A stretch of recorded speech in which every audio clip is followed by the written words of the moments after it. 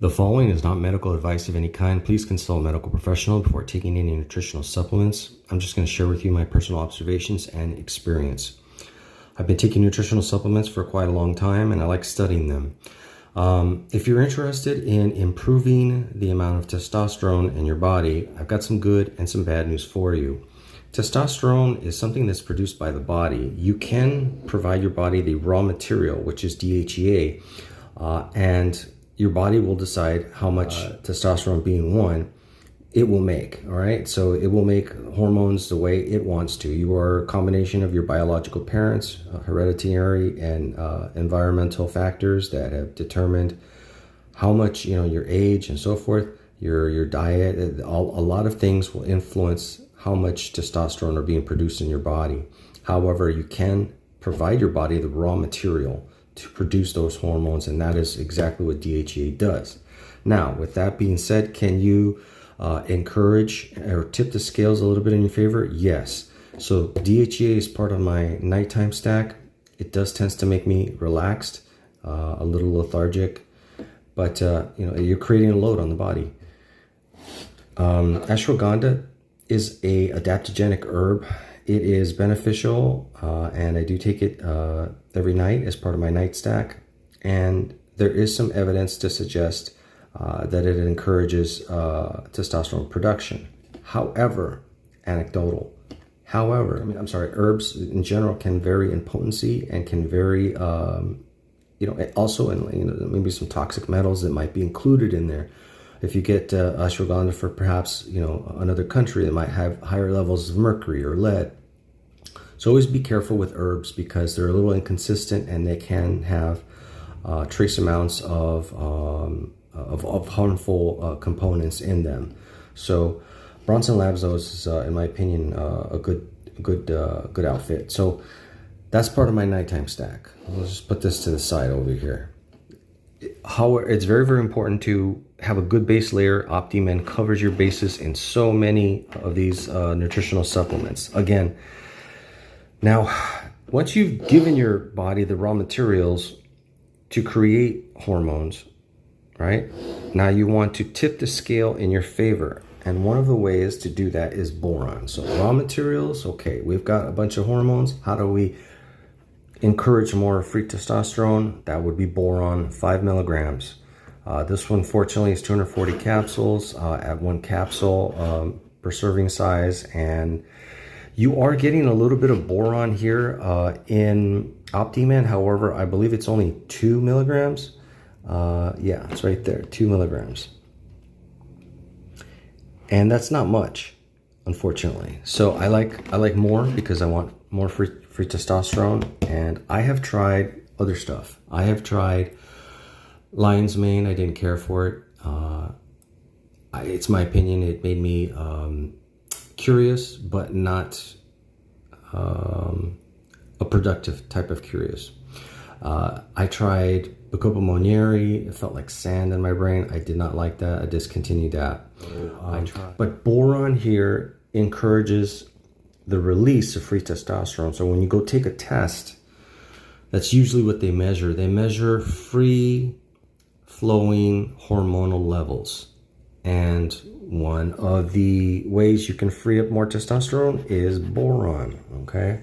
So this is important. Now, I say this with caution because testosterone is fantastic, all right? As a guy, I love testosterone.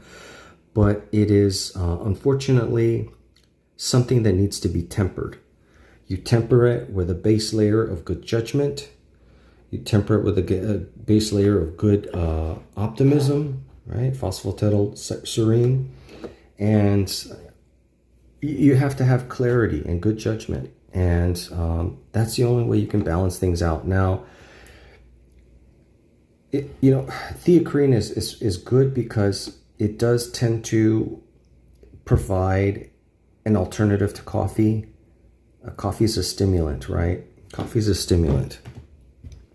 And it taps the adrenals. And unfortunately, you're robbing Peter to pay Paul. And so I do like theocrine because it tends to provide a smoother, longer lasting,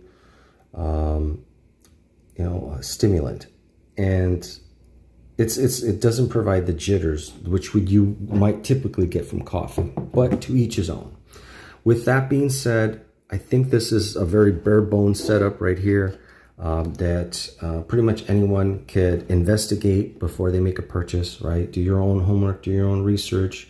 And I prefer to, and this is how I came across these products, is testing them individually, one at a time, to see how I felt. Is this pushing me in the right direction or the wrong direction? Each one, taking notes, and it's very important because you are unique, and humans are the most complicated biochemical machines on the planet, and they're very poorly understood from a medical perspective, and that's why they call medicine a practice. Having said that, if you're interested in a quick and easy breakfast, I've come to the conclusion that Quaker 1 Minute Oats is pretty good. And because I don't like to include any sugar, by the way, you're going to get 1 gram of sugar with Quaker 1 Minute Instant Oats. And this is not a perfect breakfast, but it definitely works. I take some instant coffee, I mixed in some distilled water, some Quaker oats, and then if you want to jazz it up with some ground cinnamon, go ahead. Just remember, don't go overboard, because a lot of cinnamon can, this is especially cassia cinnamon, this is what is typically used here, might encourage gastrointestinal discomfort. There is quite a bit of fiber, right, in this particular product, oats. So and coffee is a natural diuretic and a natural laxative. So everything in moderation, right? Again, this is not medical advice. I'm just telling you what has been working for me. What I like about the Quaker Oats is it provides, longer lasting level of energy throughout the day. This gives me a quick kick in the morning. And again, theocrine is fantastic to smooth things out later in the day. This has a longer half-life than, let's say, coffee. And I have not found to get the jitters with theocrine. Just remember to find out what works for you and consult a physician before you start anything. But again, the base layer is very, very important. It's you can't have a car without a steering wheel and brakes. And I want to make sure that everyone fully learns and understands that nutritional supplementation, biohacking is a journey. It's not a sprint, it's a marathon. And you have to learn and understand what these nutritional supplements do, how they affect you, and overall in the long run, this is about your health. Take it seriously. This is not a game. Value people's lives, your relationships, your employment. I mean, making a small commission from selling supplements is not what I'm here to do. Just a quick example, this 2024 quarter is worth less than this 1936 Buffalo nickel, right? And it's because this 1936 Buffalo nickel is not as common. It's a little more rare, and it's more valuable at the end of the day. And that's why knowledge and understanding is more valuable than profit or commission or something off of nutritional products, which is really next to nothing. But I hope you enjoy this video. I'm going to include links in the description for everything so that you could tap on it and go to Amazon and take a look and see if it's the right thing for you. I'm also going to include links to research on all these things because I tend to take gobs of information from PubMed, feed it into Notebook LM, and create podcasts that are easy for people to listen to and learn and understand, because I don't like hype. I like empirical evidence that is backed up by science, meta-analysis and comprehensive double-blind placebo-controlled studies if possible. And this is chalk nails to the big pharma, but it's your health. You have the right to take control of your health. And the first step is knowledge and understanding of what these nutritional supplements do and how they synergistically work together in your particular body. Thanks for watching this video. Don't forget to thumbs up and share it with someone so that they can start their journey on learning and understanding. Thumbs up and subscribe. Thank you guys. We'll see you on the next one. Feeling like you could maybe use a natural boost. It's something a lot of people wonder about, yeah. So today, we're going to really dive deep into some evidence-backed ways to potentially increase testosterone levels naturally. Right. We've got some interesting research to unpack looking at what actually seems to hold up when you scrutinize it. Exactly. Cut through the noise. But first, maybe just a quick recap. Testosterone, why all the buzz? What's its job?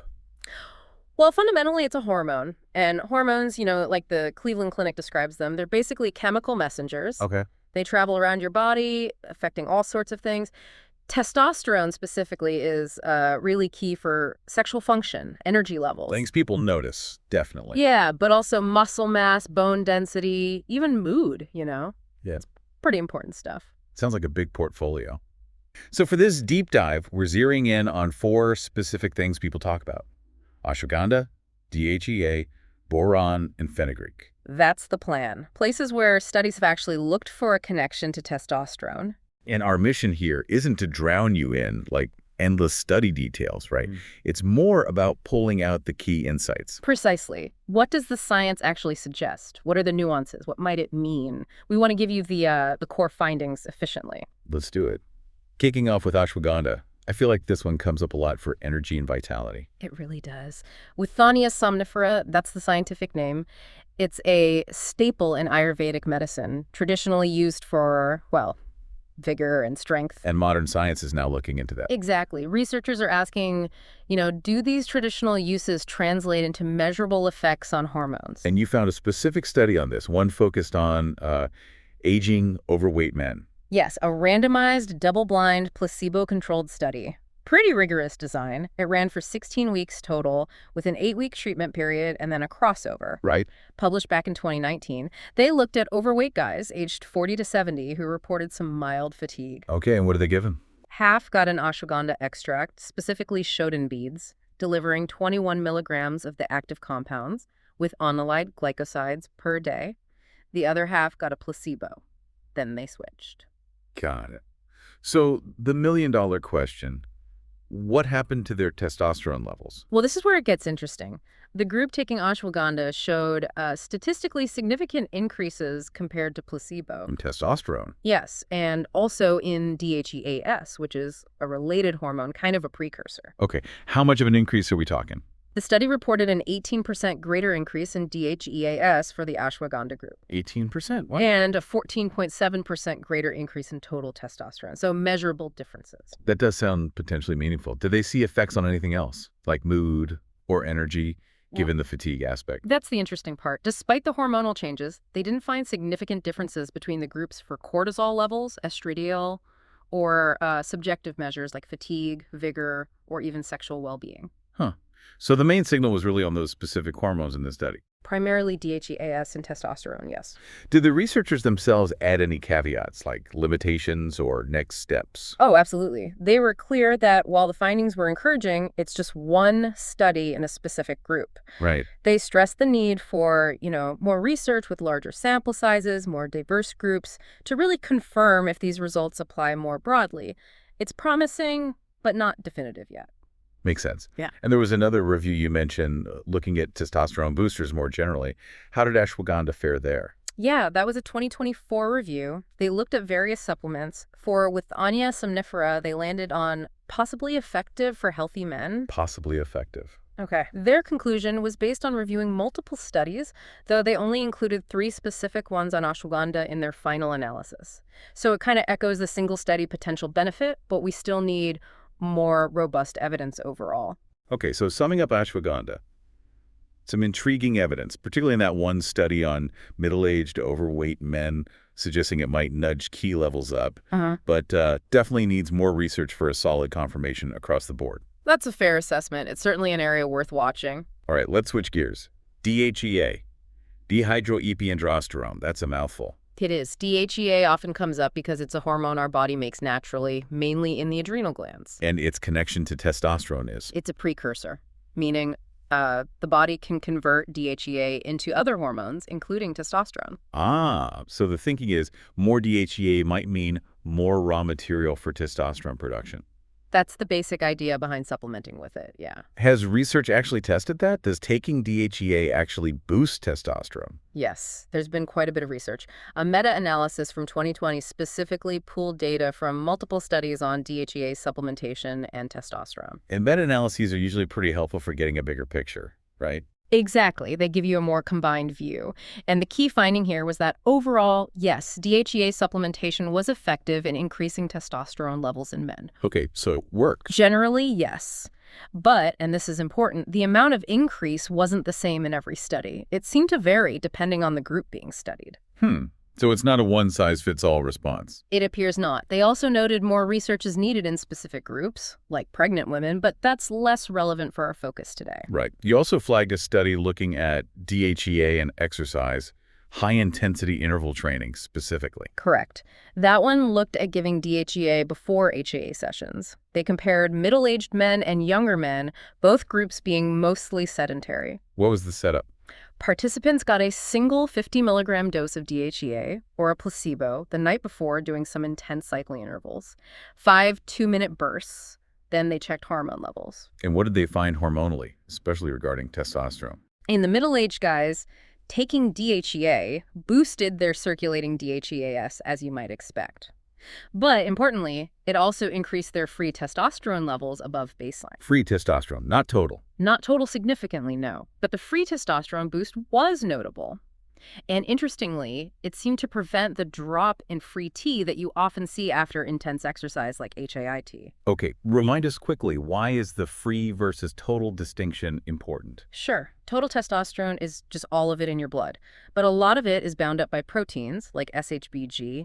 Free testosterone is the unbound stuff, the part that's thought to be readily available for your body's tissues to actually use. Gotcha. So potentially more biologically active. That's the thinking. So preserving or increasing free T could be quite meaningful. Did the younger guys in that study see the same effect with DHEA and HIAT? Well, first, the study noted the middle-aged men started with lower free T and higher LH. That's the brain signal to make testosterone, compared to the young guys. After the HI, total T and DHEAS dropped in both groups, which is pretty normal. But the free testosterone in the middle-aged DHEA group stayed relatively stable, unlike the placebo group or the younger guys. Interesting. Yeah, the researchers suggested this might actually help middle-aged men adapt better to HI over time by protecting that free testosterone level. So DHEA looks like it can raise testosterone based on the meta-analysis. But the effects, especially around exercise, might be more about free testosterone and potentially more relevant for, say, middle-aged individuals. It seems that way, yeah. It really shows how nuanced these hormonal responses can be. Age, activity level, it all plays a part. Definitely complex. Okay, let's move on to boron. This one feels a bit less common in the testosterone conversation. It is, but there's some intriguing science there. Boron's a trace mineral. We don't need much, but it's involved in various biochemical processes, including potentially hormone regulation. And there was a study comparing different ways to take it, daily versus weekly. Yes, a small study from 2011, just 8 healthy male volunteers. They gave them 10 milligrams of boron daily. 10 milligrams. And they measured hormone levels at different times. Acutely, like shortly after taking it, daily after 6 hours, and then after a full week of taking it every day. Okay, what jumped out hormonally, especially after the full week? After 7 days of daily supplementation, they found a significant increase in average free testosterone levels. Free testosterone again. Yes, and alongside that, a significant decrease in average estradiol levels. That's a key form of estrogen. Interesting. Lowering estrogen while raising free T. Anything else change after a week? They also saw elevations in DHT, dihydrotestosterone, cortisol, and vitamin D levels after that week. What about the short-term effects? Did taking it just once do anything quickly? It seemed to. About 6 hours after a single dose, they measured a significant drop in SHBG sex hormone-binding globulin. Ah, the protein that binds testosterone. Exactly. So less SHBG could potentially mean more testosterone becomes unbound or free over time. They also saw a drop in some inflammatory markers like hsCRP and TNF-alpha around that 6-hour mark. Wow, so boron seems to hit multiple targets, SHBG down quickly, free T up, and estradiol down after a week. It looks that way based on this study. The researchers actually highlighted that it was kind of unique at the time because it showed free testosterone going up even while some inflammatory markers were going down. Suggesting maybe a direct effect. Possibly, yeah. A direct positive influence on that estrogen balance. You also shared an article that mentioned boron for ED too and cited an expert. Right, that piece mentioned Dr. Lawrence Levine, a urologist. He apparently cited a 2015 review that also suggested boron could raise free T and lower estradiol, backing up the 2011 study. Did it mention dosage? It did. It talked about the 2011 study potentially using 6 milligrams a day for a week and seeing benefits. It suggested a general range of 6 to 10 milligrams daily for testosterone support, but cautioned against going over 20 milligrams a day because of potential side effects like nausea or headaches. Good to know the upper limit. Any other tidbits from that article? It touched on boron potentially helping vitamin D bioavailability, which is interesting, and listed some food sources: prune juice, raisins, avocados, peaches. Plus, it mentioned the WHO safe intake range, which is quite broad, like 113 milligrams per day. So boron, maybe an underappreciated player. Seems like it could help free up testosterone and manage estrogen levels. Based on the research we have, it certainly looks like a potential factor. Shows how even tiny amounts of minerals can matter hormonally. Okay, finally, let's get into fenugreek. Another herb like ashwagandha that pops up a lot for male health. It does. Fenugreek seeds contain compounds, particularly glycosides, that have shown androgenic and anabolic effects in some lab or animal studies, meaning potential to influence male characteristics and muscle growth. Things linked to testosterone, basically. Exactly. So is there solid human evidence? Does taking fenugreek extract actually raise T levels in men? There's a meta-analysis on this too, published in 2020. They searched for randomized clinical trials up to late 2018 that compared fenugreek extract against a control. And measured testosterone. Measured total serum testosterone, yes. What did they find when they pulled that data? They ended up analyzing 4 qualifying trials, and their conclusion was that, yes, fenugreek extract demonstrated a significant positive effect on total serum testosterone levels in men. Significant positive effect. Okay, that sounds pretty clear. Based on the combined data from those trials, it suggests fenugreek supplementation might indeed help boost overall testosterone production. You also mentioned a review looking at muscle performance. Did that connect back to testosterone? Yeah, a systematic review from 2023 focused on fenugreek and muscle performance. While the abstract didn't spell out the testosterone findings directly, you'd have to assume testosterone is a key factor considered in studies looking at muscle growth and strength, given its role. So positive findings on muscle performance could indirectly support the idea that fenugreek is having an effect, possibly via testosterone. Okay, so with fenugreek, the big takeaway seems to be that the meta-analysis points pretty strongly towards it helping to increase total testosterone levels. That seems to be the consensus from synthesizing the clinical trial data available up to that point, yeah. Makes it another interesting option in this space. Okay, fantastic. We've covered a lot. Let's try and summarize the key takeaways for each one, just hitting the highlights on the testosterone connection. Sure. Ashwagandha saw promising bumps in DHEAS and testosterone in that one study on aging overweight men. A wider review called it possibly effective. Still needs more research, though. Got it. DHEA. Meta-analysis says it can increase testosterone overall. And that one HIE study suggested it might help preserve free testosterone after intense exercise, particularly in middle-aged men. Okay. Evidence points towards increasing free testosterone and decreasing estradiol. Dosage seems key, maybe 6-10 milligrams daily, and it's found in some foods too. And fenugreek. The meta-analysis indicated a significant positive effect on increasing total serum testosterone levels. Great summary. Now, it's really vital for everyone listening to remember this is based on research studies, but how your body responds could be totally different, right? Absolutely crucial point. Individual results vary. And this brings us back to the standard and very important advice. Always talk to your doctor or a qualified healthcare professional before starting any new supplement. Yeah. Especially DHEA, which is a hormone itself. They need to consider your health history, other meds, potential interactions. It's just smart practice. Definitely. So this deep dive has shed light on some really interesting possibilities for natural support. It really highlights how intricate that whole hormonal system is. It really is complex and interconnected. Makes you wonder, what other natural avenues might hold untapped potential for our overall well-being? And maybe, what new questions does all this raise for you personally? Definitely something to think about.